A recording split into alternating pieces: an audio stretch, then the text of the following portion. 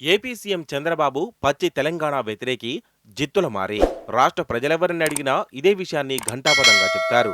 ఒకవైపు తెలంగాణ సాగునీటి ప్రాజెక్టులపై ఫిర్యాదులతో అడ్డుకునే ప్రయత్నం చేస్తూనే మరోవైపు అలాంటి పనేమీ చేయడం లేదంటూ చంద్రబాబు బుకాయిస్తున్నారు.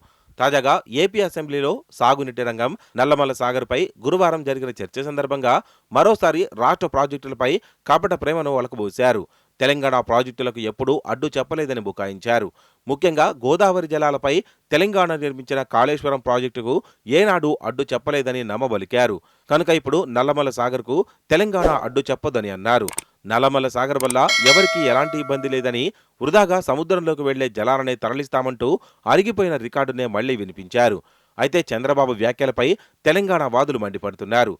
కాళేశ్వరం ప్రాజెక్టుతో పాటు ఇతర తెలంగాణ ప్రాజెక్టులకు అడ్డు చెప్పలేదంటూ ఆయన చేసిన వ్యాఖ్యలపై ఆగ్రహం వ్యక్తం చేస్తున్నారు.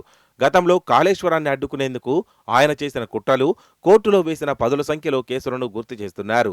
ఈ కేసులన్నీ ఎవరు వేశారని ప్రశ్నిస్తున్నారు. గత జనవరి 30న ఢిల్లీలో జరిగిన నిపుణుల కమిటీ భేటీలోనూ ఏపీ ప్రభుత్వం తెలంగాణ ప్రాజెక్టులపై విషయం చెప్పింది. ప్రాజెక్టులను అడ్డుకునేందుకు విశ్వ ప్రయత్నం చేసింది. ఏ ఒక్క తెలంగాణ ప్రాజెక్టుకు తాము ఒప్పుకునేది లేదని వాదించింది. అంతేకాకుండా గోదావరిలో తెలంగాణ వాటా 968 టీఎంసీలుగా తాము అంగీకరించబోమని కొర్రీలు పెట్టింది. గోదావరిలో ఏపీకే ఎక్కువ వాటా దక్కాలని వాదించింది.